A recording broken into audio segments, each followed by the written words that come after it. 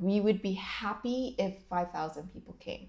Yeah. I mean, the park is busy on a normal Saturday anyways, but, we just thought, okay, we'll just see. We'll just put this on. Yeah. It's like a one-time event, right?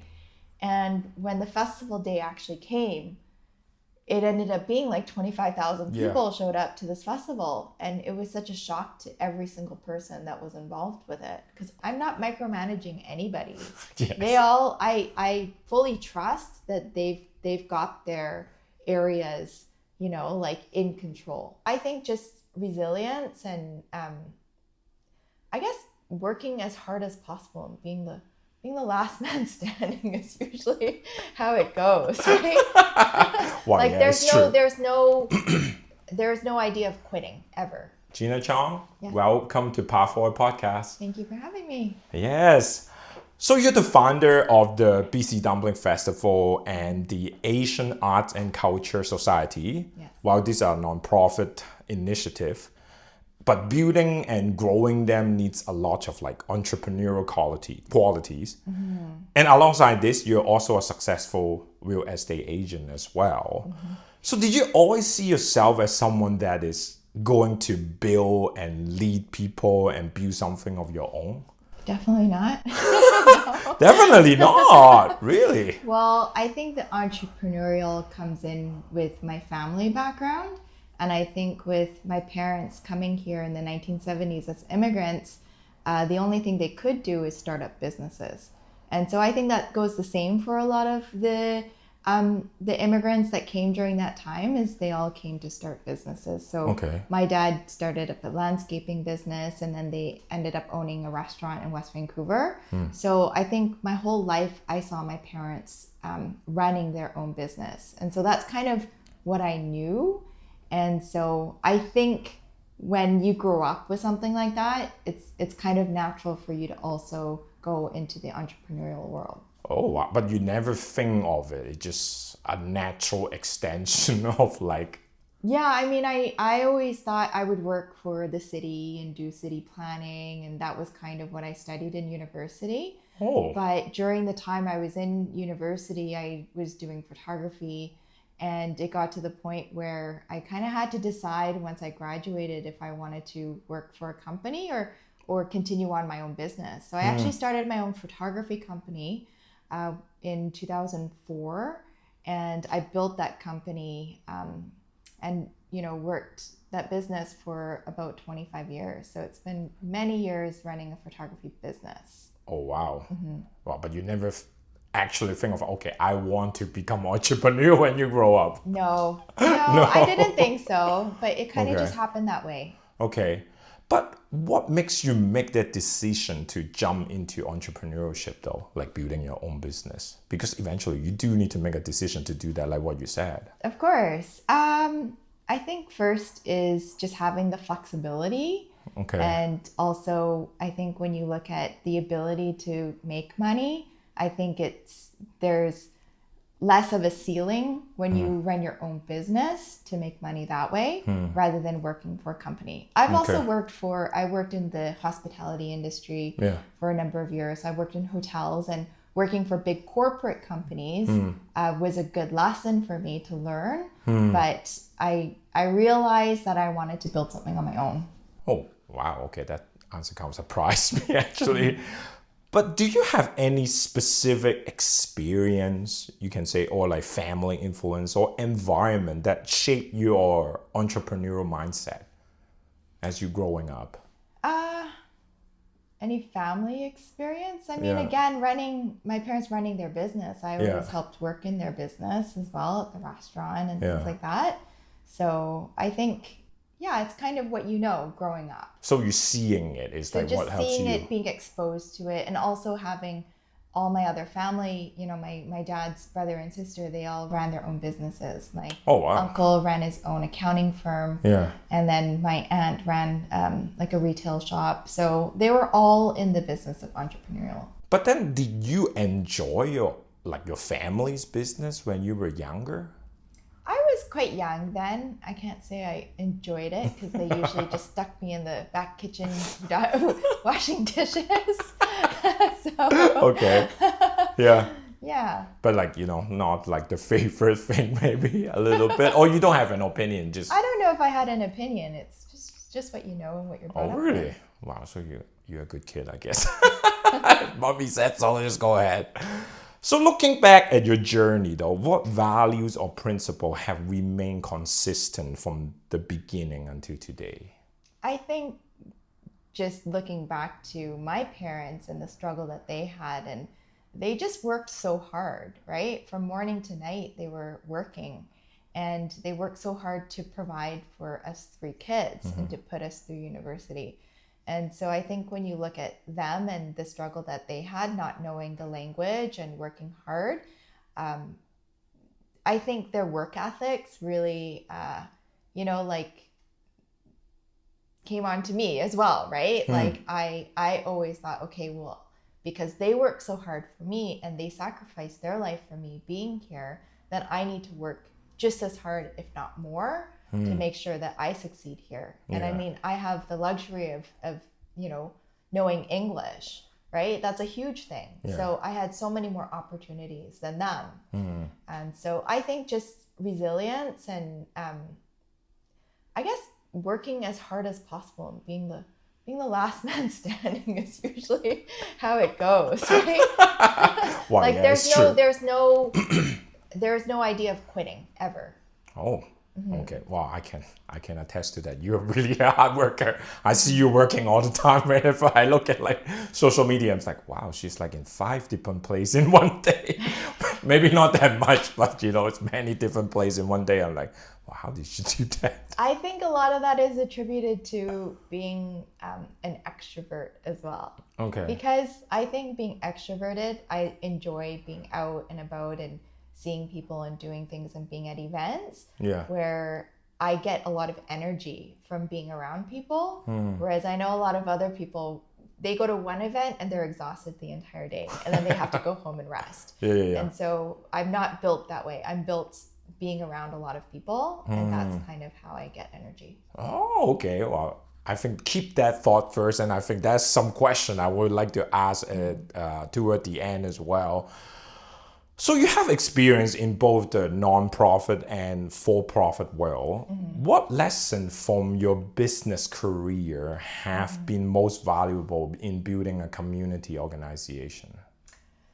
Wow, I honestly never really learned anything about running a not-for-profit.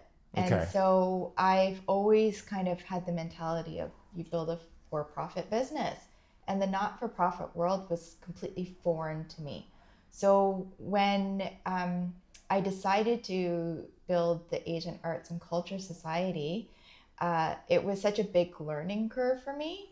And I don't think I still really fully grasped what running a not-for-profit really is. I realized it's pretty similar. It's a pretty similar structure, but where the money comes from is quite different. Because with the not-for-profit, you are looking into applying for grants to get funding or having membership. Even having people on your board, having a board structure that votes is a totally different experience. Because when I'm running a for-profit business, usually it would be myself and maybe my partner, and decisions are very quickly, easily made. But this is very different because if I have a decision, it kind of needs to go through the board for them to vote on it. So that's a huge difference I find with running a not-for-profit. I mean, even just the goals of it, right? A for-profit, you want to, make money, right? As a not-for-profit, for some reason, I always had in my head, if you run a not-for-profit, you're not making any money. You're just doing work for free. And for many years, I kind of operated on that stance of like, oh, I can't take any money out of the not-for-profit. I'm just doing this volunteer work. But it comes a point where eventually you realize, okay, wait a minute, I can't keep on doing this for free. I need to make a living and I have a family. And, there needs to be something that I get out of the not-for-profit, right? Like working on it so diligently and almost full time. So that's kind of where I needed to really train my mind in changing or shifting my thought of what a not-for-profit is. I'm still learning. I mean, it's a huge learning curve still. Yes. And I think, I know that there's a lot of resources out there to figure it out. But I also find that there's no one right way to run a not-for-profit. Oh, yes, of course. And when I talk to a lot of other presidents of not-for-profits or people that started them up, they all do it differently. Yes. And so I figure, okay, well, I'll just kind of do it my way and I'll figure it out. Yeah. And, you know, we have thus far, but we do keep a very small board. And I stepped down from the board last year to become the executive director. So I can take a little bit of income out. So that's kind of how we're running it right now. But when you talk to people, it sounded like a lot of the differences is on the structural of a nonprofit organization. But operationally, do you see any major differences in running a nonprofit? Not really. Not really. I think it's all pretty well the same. I'll just tell you a little bit of backstory on my first not-for-profit I started with 3 other moms from the school that my kids go to. So I started it with a group of women. And at that point, none of us really knew. I think some of them have been, you know, on the school boards or stuff like that, right? And there was no leadership, no direction. We all kind of just thought, okay, well, let's put on a festival and let's divvy up the,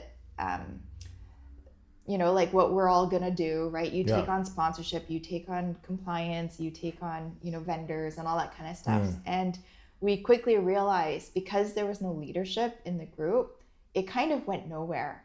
And it was really hard for one person to step up and be like, no, this needs to happen or that needs to happen. And I think going through that experience, at the end of the day, it fell apart and it didn't work out. And I actually was voted off of the not-for-profit I started. So I had to very quickly create a whole new not-for-profit to go ahead with the festival in 2022. So it was, I mean, it was interesting to kind of understand how that all worked as well. Because I thought, how could I be voted off the not-for-profit that I started? Yeah, you started it. And it was really the fact that these girls didn't have the time or the energy or the resources to move forward with putting on a festival. And for myself, my whole reputation was on the line with this. And I needed it to go ahead. And so I was willing to carry it forward, even, you know, building another team to carry it forward. But they said no. I think things work out anyway. Things work out. It's fine. I think when I started my new not-for-profit, I realized, okay, there needs to be some sort of leadership. There needs to be a vision, a direction, and I need to bring people on board that are passionate about what they do and that want to do something for the community. Well, but sounded like you learned really quick, though, actually. I had to learn very quick. It was a very difficult time. Now, I understand that there was a racist incident at Town Center Park, became a catalyst for creating the BC Dumpling Festival. At that time, there was significant response from the social media as well as the traditional media. And you already had a successful career and many responsibility in your personal life as well. In many sense, you didn't necessarily need to take on that, actually. But you did it. So what motivated you to step forward and say, I need to do something about this? Well, just going back to that racist incident, I mean, that was a period of time where we were just coming out of COVID. And I went to Town Center Park with a friend at the time. And so going back to the racist incident, that was a time where, you know, people were just coming out of COVID. It was 2021 and in the springtime. And I went to Town Center Park for a walk with a friend. And, you know, some lady came up and was like, COVID came from you. It came from your country. Go back to China. I mean, you're not even Chinese. Well, it's not even that. Okay, that I did think that. I'm like, I'm not Chinese. I'm like, but I was born here. And the crazy thing is this lady had a very heavy accent and she's saying this to us. And I took out my phone and I started recording her. And I'm like, what did you just say? What did you say? Because we were really shocked by it, right? And she's like, yeah, COVID, it came from your country. Go back to China. And, you know, and it was just really shocking that knowing that a camera is on her, she would still say it came from your country. You know, and I didn't really know what to do with this video, right? So then I posted it on my social media, and that's kind of how the video caught on, right? Like friends started tagging media companies, and then it went viral during that time. And so that's kind of how that incident happened. So kind of going towards like starting this festival, I never originally ever thought about doing a festival in my life. Like I have no event planning background, period. Okay. It's nothing that would even catch on to my radar. But I was interviewed by a guy named Alan Lau.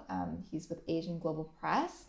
And at the very end of the interview, he's like, what do you think about putting on a multicultural festival in Coquitlam? Because at that time, there really wasn't much. There was like Canada Day, Scots Fest, Teddy Bear Festival, but there was nothing to celebrate the multicultural community that we live in.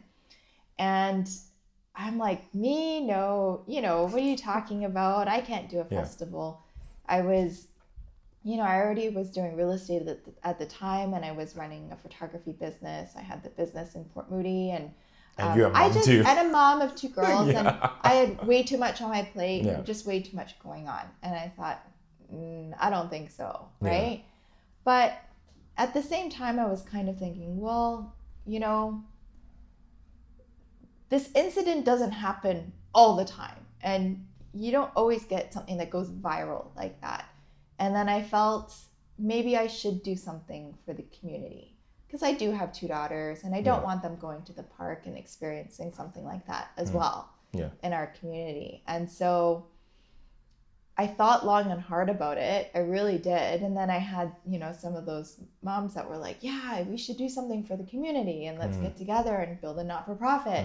So that's kind of how that all kind of came about. And I thought, well, it's not just me doing it. I have a group of women who want to help out and put on this festival. Great, let's do something about it. Let's build this festival. So that's kind of how that came about. And what was the biggest motivation? Honestly, when I was kicked out of the not-for-profit, and this is now 2 months leading up to, or 3 months leading up to the festival that we were supposed to plan together.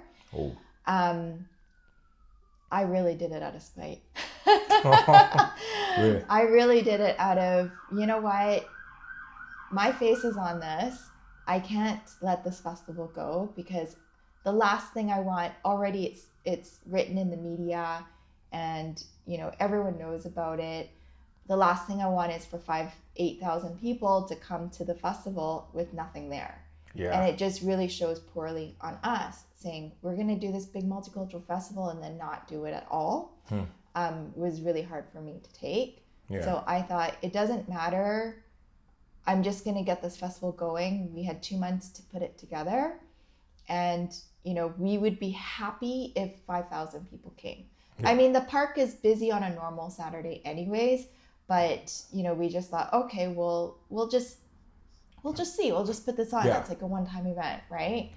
And when the festival day actually came, it ended up being like 25,000 people showed up to this festival. And it was such a shock to every single person that was involved with it, because all of the food vendors ran out of food within 2 hours. Oh, wow. So they were all running back to the restaurants or running to the grocery stores to get more food. And even, you know, like the politicians were there. Mayor Stewart was like, oh my goodness, like what just happened here? Really? It was pretty unbelievable, the turnout of people that came to this festival.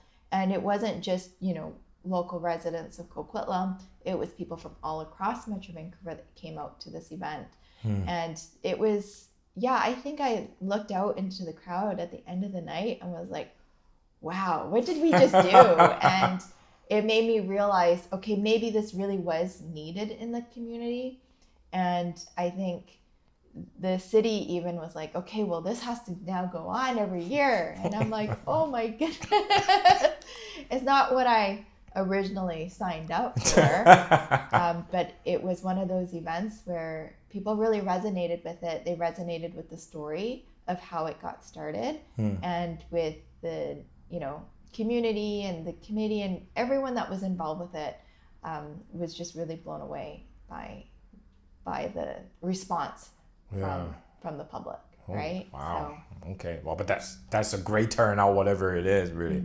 But like from the beginning to the end, because like you look out, you see really the festival resonated with many people. But even before that, just in your own mind, what did you feel was missing in the community that you wanted to address? This episode is brought to you by JW Music Studio.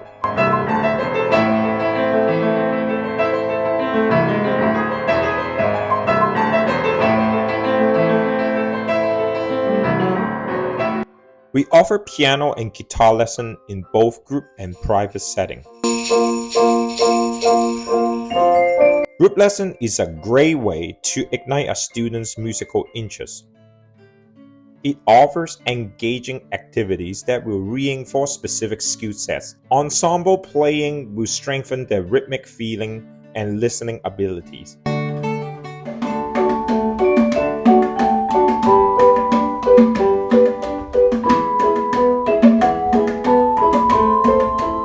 Most of all, they will experience the joy of making music with others. Contact us to find out our available schedule. Well, truth be told, I never went to any festival. And I was very I never went to community events. I had no experience. I didn't know what I didn't know what it's supposed to look like. Well, but there wasn't that many anyway. There wasn't that many, but I kind of think back to Expo 86. And, I was quite young back then, but my sister was there and she performed a Korean dance. And my aunt was also a traditional Korean dance instructor. Oh. And so to go to Expo 86 and watch all of the different performances from the different countries, I thought was pretty amazing. And I think that kind of resonated with me that oh, this is what a community festival is supposed to be like. Yeah. And I had never really taken my kids to festivals or really been a part of the community. Yeah. But I mean, that all changed, right? Once I started the festival, I brought my kids out to all of these community events, and I thought, wow, this is actually really amazing that, other people are putting on these events to bring people together. I think what's really great about our festival is that it's absolutely free. Right? We don't charge anyone. We don't fence it off so people can't get in. Yeah. I wanted a festival where everybody could come. It doesn't matter. Yes, the food vendors do charge for the food. It's not free. Yeah. Right? A lot of them are small businesses. Yeah. But you don't need to spend money if you come to the festival because we also have a kid zone, an art zone. We have performances on stage throughout the entire day. Yeah. So there's so much entertainment for people to just come and enjoy the day without having to spend money. Yeah, that's true. And I really like the dumpling eating competition actually. Yeah, that's a great one for sure. I was looking at the picture. I was like, okay, that's gonna be interesting. Yeah. But when you see so many people come, did you change your mind about that? When you see so many people come, what do you feel about that? What do you think about that? Yeah, I mean, we didn't know what to expect in terms of what type of demographics would come. Maybe we thought more Asians would come to this event. But when you actually look at all of the photos and everybody that comes out every year, it's the most diverse crowd you could possibly imagine. Yeah. There's people from every nationality that comes out to this event.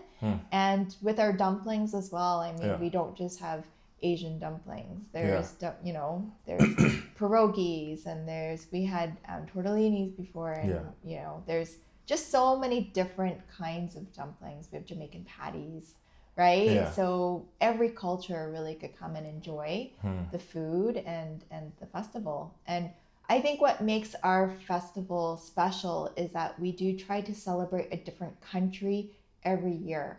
just to change things up a bit. Which means, this year we're celebrating China. And so we plan to have more Chinese performances on stage. We plan to have a Chinese pavilion there. We have a mahjong set up as well. So that'll be fun for people to watch and learn how to do mahjong. And, we have a little bit more Chinese vendors in the food area as well. So again, every year is different, and we try to cater a little bit more to that culture. Oh, wow. Sounds very exciting. Since you mentioned dumpling, and that would be the next question I would like to ask is related to that. You choose dumpling as the central theme because they find in many cultures around the world. But why did you choose food as the way to bring people together rather than another form of cultural connection? I do understand there's other things, but still the main, I guess the spotlight still is food. Why you choose food instead of other things? Oh, well, truth be told, I didn't come up with the idea of the Dumpling Festival. The idea came from Alan. He was the one that came up with that idea. So I can't take any credit for that. But I mean, dumplings are represented in most cultures. And it is something that when people make dumplings, it's usually for like a celebration or for a special event, and it brings families together to make the dumplings together and to eat it together. And I thought that was really special, right? I think everybody has a story of, making dumplings with their mom or with their grandma or something like that. They're also called like pocket of love, right? Dumplings. And so I thought that was really special as well. Okay. But I didn't know actually Korean does that too. We really? Yeah. I've made dumplings with my mom and we would eat it. Like in New Year's time? Yeah. Actually a very traditional Korean soup we have on New Year's Day. And it's called tteokguk, and it's the rice cake soup with dumplings in it. Like tteokbokki kind of? Yeah, kind of. Yeah, in a soup. And so I make that every year. For my family when we do New Year's celebrations. It's very common. I didn't know that because it is for Northern Chinese, it's very common. They make dumpling in New Year's. Basically, they eat dumpling the whole day. That's what that is. Yeah. So it is something that we eat. I didn't know that. Wow. I guess I learned something new. Now, it's really remarkable that you have a year-round committee around like, I think 20 members, if I'm right, to plan for the event. Then you have more than 200 volunteers. I think now it would be even higher because you expect more people to come. There's vendors, corporate sponsor, individual donor, and even government representative to make this event possible. So in the early stages, before there was like any result or proof of success, how did you communicate your vision in a way that convinced people to join in the journey with you? Well, it really, again, was 2 months of time that we had. Yeah, with like a very tight timeline for the very first festival. I mean, that really set the stage. And, we did want to make it a special event. So we really did put a lot of time and effort into building the first festival. And so I think just having the right team members involved in the festival, I had just, by the stroke of, luck and prayer, and I really think God helped us with this, is bringing the right people to connect us with other people to help out. Oh, wow. And, like Alan, who kind of came on the board as well, and he's very connected to the city of Coquitlam, the politicians and stuff like that, and all of the media outlets, right? So he was great in making sure that information about the festival got out there. And I mean, I do a lot of social media as well. So I posted about the festival like 10 times a day on the social media account, right? And taking every media outlet out there as well. And I mean, just again, the right people. Mark Galerin is, he's my production manager, and he takes care of, all of the logistical type of things, right? So I couldn't have done the festival without having all of these people on board, making sure that things get done. Okay. And honestly, everyone at the very beginning, because there was no funds, there was no money, I put my own money into the bank account to get this thing going. Yeah. But we were really fortunate that we managed to get enough small sponsors to sponsor the event. And with the city grant, the signature grant, or I think it's the Spirit grant at the time, they gave us some money to help put this festival on, and we just broke even like the first year. Yeah. So we were really fortunate to be able to do that, because it costs a lot of money to put on a festival of this scale. Yes, definitely, I think. But when you find these people, did you think of that, oh, wow, these people can help me to connect, or it just happened? It just happened. It just happened. Wow. Yeah. I think when people know the story of the racist incident and then the struggle that I had with the other not-for-profit, people were willing to step up and help. Like, they really were. It was kind of crisis time for me. And so the right people just came into the picture, and they helped out, and they really made the event a success.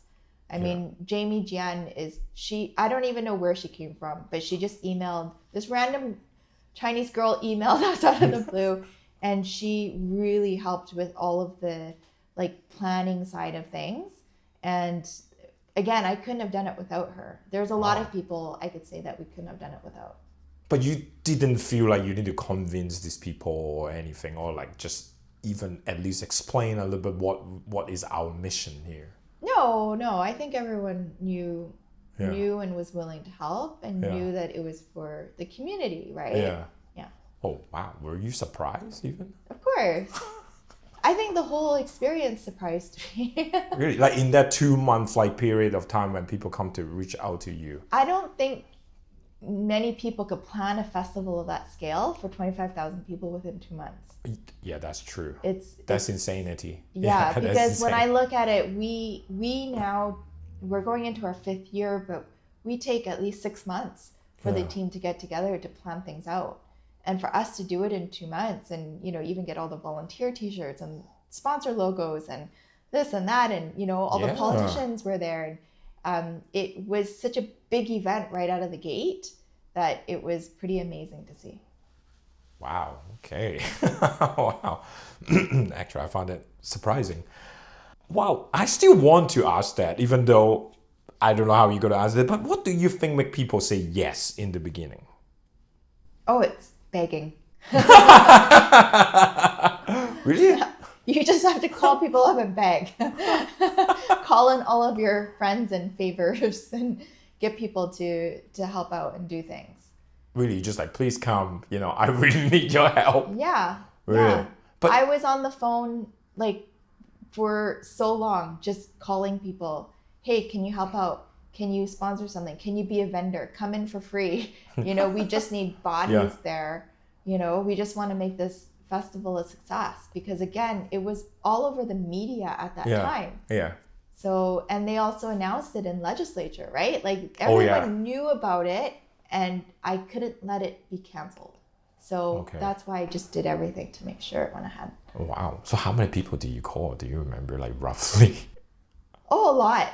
A my lot. whole network of people. I called my whole network of people. Or everyone on your Well, I've been in the wedding industry for many years as a photographer. So I knew a lot of really good, amazing entrepreneurs, right? And they came and helped out too. Oh, wow. Yeah. Oh, wow. Okay. So have you ever faced skepticism, when people, when you reach out to people, or resistance, and challenges in gaining support? How do you navigate those moments? It's hard. I think rejection is always really challenging, especially with sponsorships. Yeah. It's, you want to build up and nurture those relationships with these businesses. And we were really fortunate that we, being in the real estate world, I had a lot of contacts to developers. And so over the years, we managed to get a lot of great sponsorships through the developers in Vancouver. The market now is not where it used to be last year even. And so a lot of the developers had to pull out this year. which this year was the biggest struggle we've ever had with sponsorships, because we did lose out on $88,000. It's a lot of money just on corporate sponsors. And so, it was a struggle to even think, can we even put this on this year? Is it possible? And fortunately, with talking to enough of the right people, we managed to get enough sponsors for this year to be able to put it on. But that's the biggest struggle that I have is getting the sponsors to come on board. I really do think that we definitely need a lot more, corporate community businesses to sponsor events like this. Yeah. Because it is, again, for everybody. It's for the community. And it's a great way to promote their businesses as well. In terms of getting vendors and getting, the community vendor side of things, and then the food vendors, there's no problems there. Oh. People email us or they sign up on our sign up form, and we are completely packed, overloaded with interest this year. We put it out on our social media for these companies to sign up. And fortunately, a lot of people want to be involved in this festival. I think the biggest thing is getting the sponsors. Oh, okay. But when you have rejection, like particularly, I think for this year, I think it's rather difficult to find a sponsor. What do you think? You just think like, oh, okay, it's okay, just keep going? Or like you're thinking about a different strategy? We always think about different strategies. Of course, because we didn't get the sponsorships that we typically would get, this year we then focused on building up the vendor group, right?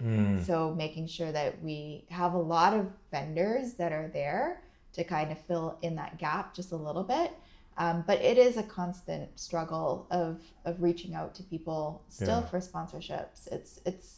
It's a big challenge, and I think it's not just us. I think every festival organizer out there has struggled this year in particular with sponsorships. And it's where the economy is at right now. So I feel that the city of Coquitlam, the province of BC, or the federal government, they need to step up and provide us with more grants so we can put on these events for the community, right? Yeah. They don't happen for free. It's true. It takes a lot of resources, but the benefits for these festivals in the community is so vast, right? It brings in so much tourism into the community. Yeah. All these small community vendors, like from 5 years ago to now, I see the growth in a lot of these mom and pop businesses that have grown into, international businesses even. Oh, wow. And so even dumpling vendors that have, started, in their small kitchen they now have production, going into the United States even. Oh, so wow. To see growth like that is pretty amazing. And I think there's been a lot of benefits to the businesses. And that's why they all come back, right? Yeah. Every vendor wants to come back to be a part of this festival because it is one of the more popular festivals. Yeah.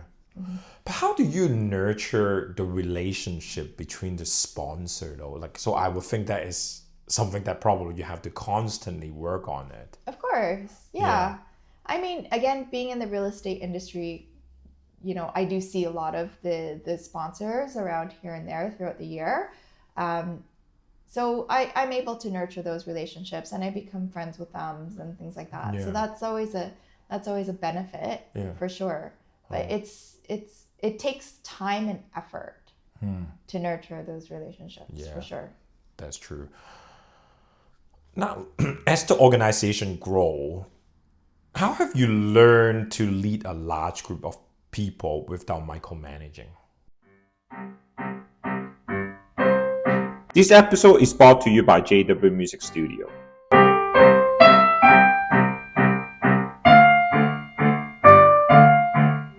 JW Music Studio is currently looking for piano and guitar teacher. If you're eager to find effective way to instruct private and group lessons, if you also passionately care about a student's personal and musical journey, then you're the one.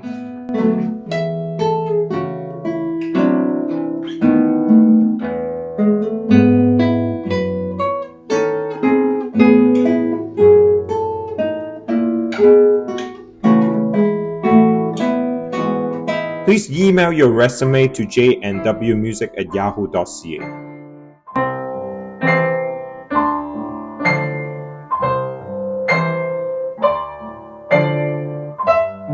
We're looking forward to hear from you. That's a challenge. I never envisioned myself to be in a leadership position. Really? To be honest.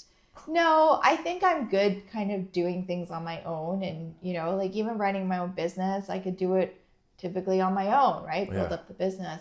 I always found it such a challenge to manage people. And I think that was also one of the biggest learning curves for me, was to manage a committee or a team of people and empower them to, take things on their own, and to go out and to, bring on other people into the committee as well. So it's something that I'm still continually learning how to do. And I think there's been a lot of struggles. I do feel like, it's been hard sometimes, because there's a lot of people that say, hey, I want to volunteer, or I want to be a part of something. And, you get them to volunteer or do something, and one little thing, they're like, I'm too busy. or they just don't do it. Or, there's a lot of disappointments that happens with any sort of volunteer kind of positions. And so I realized, okay, well, we need to make enough money through the festival that we're able to hire people to, for certain job roles, right? That are really important in the festival. So, if you would say, what is the biggest lesson you have learned about managing people at this point? Biggest lesson, I think a big lesson is to learn that everyone learns differently. Okay. And the way you communicate to them, you need to get to know their communication styles. And when you get to do that, then you can communicate what you need to them, right? Everyone is just so different in how they process information or stuff like that. So I would probably say that would be, because for me, it's like, why can't you just think like me? Right? Like, I'm a very type A personality, and I'm very goal oriented, and I typically get things done very quickly. And if I delegate, things to people and they're not done, then it does get frustrating at times. And I have to think, okay, what are the reasons why, and how can I better explain to them or get them or motivate them to do something. Oh, okay. So how did you figure out their learning style, though, with all the experience that you have? Well, you get to know them. Like, you just meet with them and talk with them, then you begin to figurize. The committee has been there almost since day one. Okay. There's a pretty tight group of people, and we've become like family now. So, we meet on Zoom, and then we then, do a lunch or a dinner or something like that, just so that everyone gets to know each other really well as well. And so that's a great way to get to know your team of people, right? So you just regularly meeting with them and talk with them, basically spend time with these people. Well, mainly. For the most part, I mean, that was done very early on, so you kind of figure things out. And then now, I think for the most part, because people have been in their roles for so long, that they just know what to do. Like, I'm not micromanaging anybody. They all, I fully trust that they've got their areas, like in control. So like our volunteer team, our vendor team, like there's so many different teams that we have. And I fully trust that they've taken care of everything. Wow. So you can sleep, I guess. Well, it's not one it's a full team of people that put on this festival. One person can't do it. No, but still a lot of moving part, right? There's a lot of moving parts. So no, how has your understanding of leadership changed from when you first start until now? leadership is hard. I think that's always the same. And I still don't know how to be a good leader. I think that's something Really? that I realized leadership doesn't come naturally to most people. And so I think it's one of those things where you have to continually learn about it. And I mean, there's courses on leadership and stuff like that I should be taking to be a better leader. Yeah. I can't say I'm a wonderful leader. Yeah.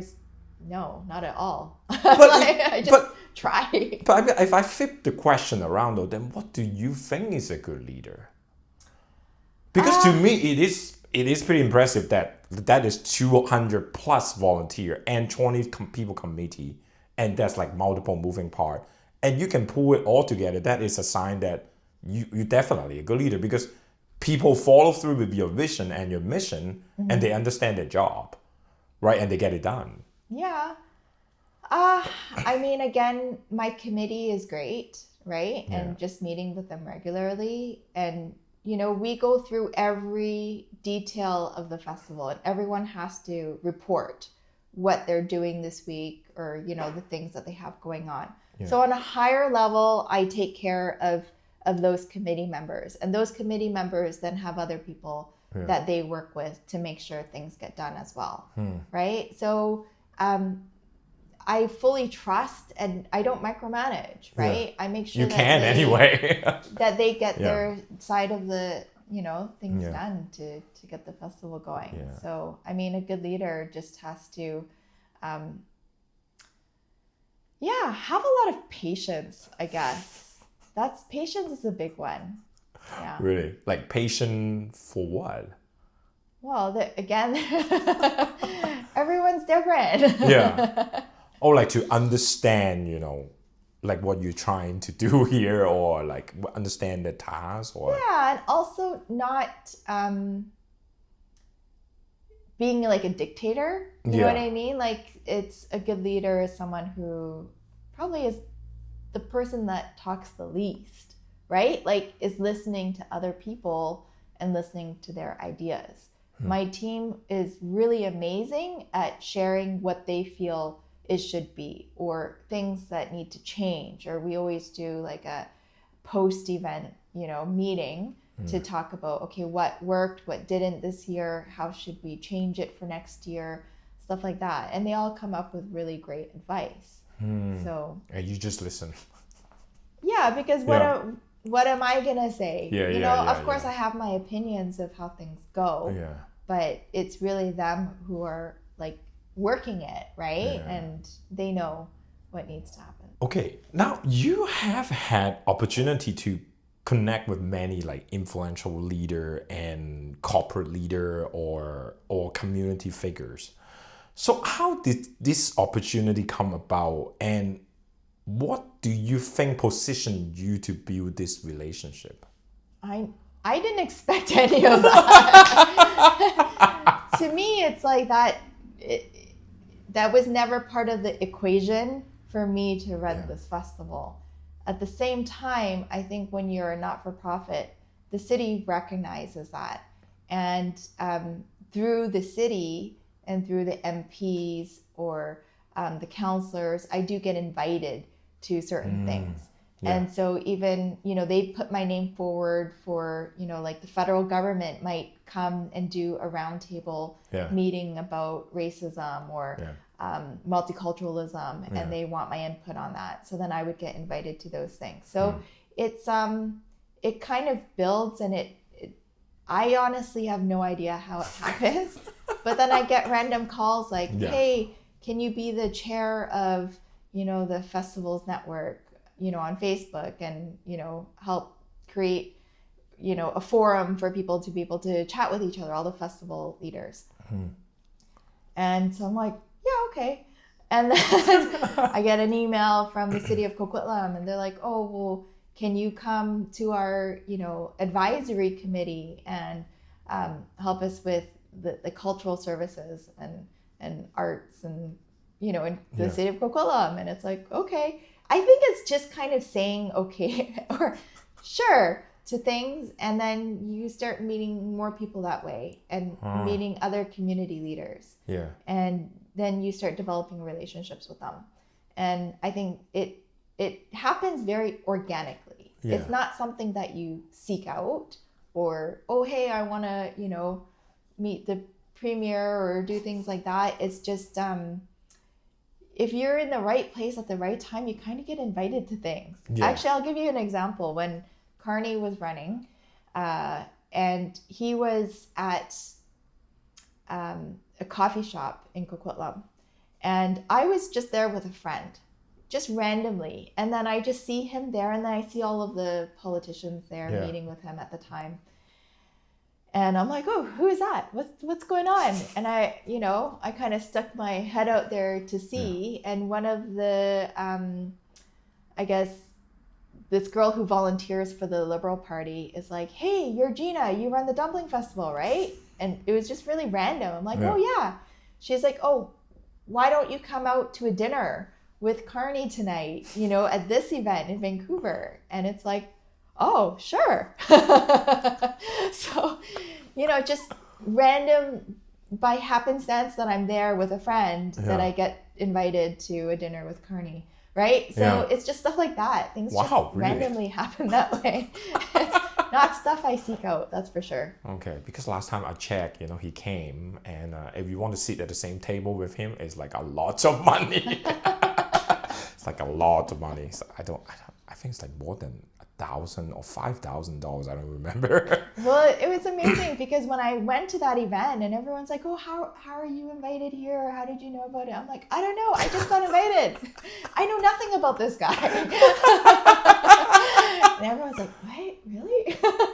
Yeah, I'm a little bit surprised you tell me this right now, actually. Okay. What has been the most meaningful or rewarding part of creating and leading this initiative? There's so many rewarding things. I'd probably say the community that you build in doing an event like this. I think there's a lot of connections that I've been able to make, not just with like politicians and community leaders, but the small businesses that are in town, everyone on my committee.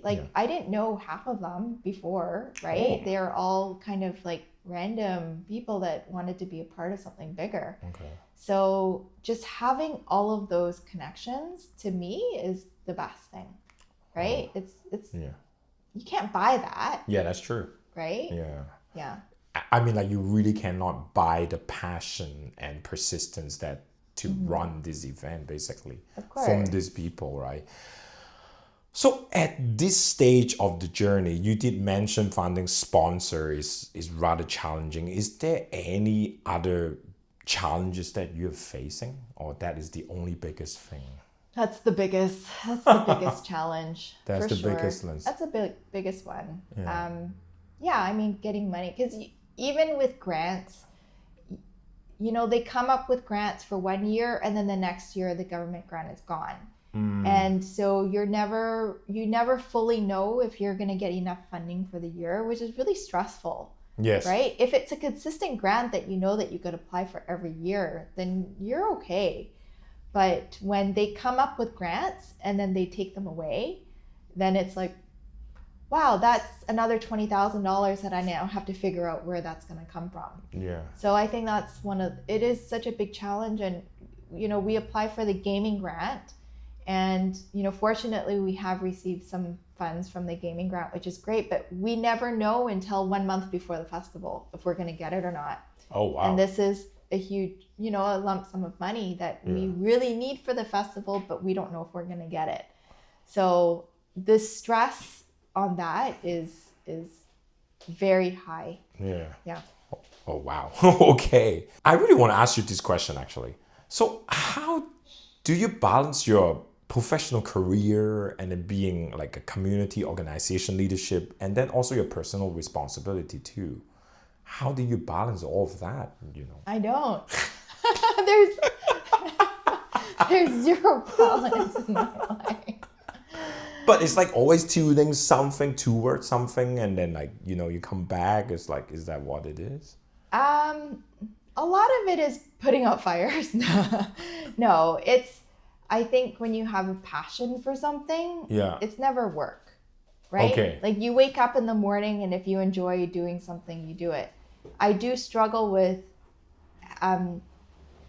organizing my day, because a lot of it is doing multiple things, like dealing with Dumpling Fest, and then maybe I have a real estate client that needs me for something, and then my kids need me for something, and all of those type of things.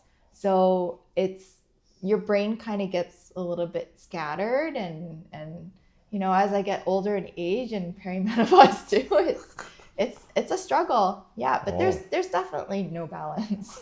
Yeah, it's either like all Dumpling Fest stuff, or it's other things, or it's personal life, and yeah.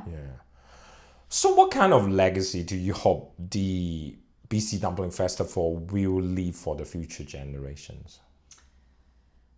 I haven't thought of any legacy. I'm just going year by year of putting the festival on. It definitely is a lot of work to put on a festival. And so I really do hope to see this festival continue on in the future. I can't say if it will or if it won't. I mean, I am looking to find a little bit more help to build this festival even bigger than what it is. Because it's already a big event, and it keeps on growing every year. So we're going to need a little bit more help to keep on going with the festival.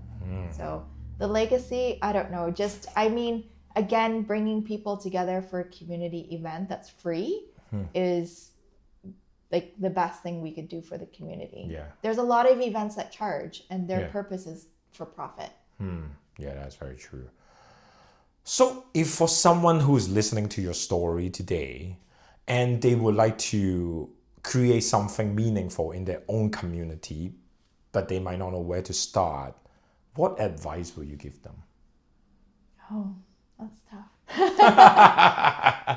You can take a moment to think about it. I think just starting small. At the end of the day, I didn't just build this big festival. I did, but there were things that led to it. And I would say, going back to the racist incident, it wasn't that and then festival. It was because my background is in photography. The way I knew how to speak out against racism was to do an art project where I photographed friends and family with racist words on their face. So I did kind of like a video montage. I posted that online. And that was just my way of speaking out against racism at that time. And that got picked up by the media as well. And then I had interviews as well about that. And it was really through that project that I got connected to Alan. And then from Alan, he came to me with the idea. So I would probably say, one step at a time. Nothing needs to be big. It'll get big if it's supposed to get big. But you just have to take that one little step of, hey, maybe because, again, as a photographer, that was what I knew, right? That's what I know what to do. So that was my one step. And do what you know first, basically. Do what you know. Yeah, okay. That's very good advice, actually. Very practical. Now, I want to ask this question maybe into two different parts. First is like, how can people get involved or support the work that you're doing? And then the other thing is, what kind of help you need the most at this point? How do people get involved? They could contact us on our website or through social media. I get all of the messages. And so that way they could get connected. If they want to volunteer, they could sign up on our website. Or if they want to be a vendor, we're closing up our vendor very soon, I think this week. So it'll likely be closed by that time. Just come out and support, right? Come to the festival, spend some money, buy some dumplings, right? Support the local businesses that are there, because, they all do, pay to be there so that they could promote their business as well. So just come out and support those people. And also all the performers on stage, come out and watch them and cheer for them. And I think that's a great way to support. Also financially, right? We accept donations as well to help us keep on going with the festival. in doing the festival, we also create children's books, and we're on our 5th children's book now. So every year we do a children's book based on the dumpling character that we have for the year. And this year, because we're doing China, it's the Xiaolong Bao, and we're going to be coming out with a new book for this year. So we donate these books to elementary schools across Metro Vancouver, and the school districts love it, right? It's a great series of books that talks about, multiculturalism and being yourself, and it has a lot of really great messages for it. So that's something that we're really proud of and that we want to continue on doing as well. Wow, so many different things. So before we end, can you tell us what's the website again? Yeah, so it's bcdumplingfest.ca. bcdumplingfest.ca. Yeah, and then it's on Instagram or Facebook, it's at BC Dumpling Fest. Okay. Thanks so much, Gina. Thank you. Thank you for having a conversation with me. Yeah, actually, I learned a lot too. Thank you.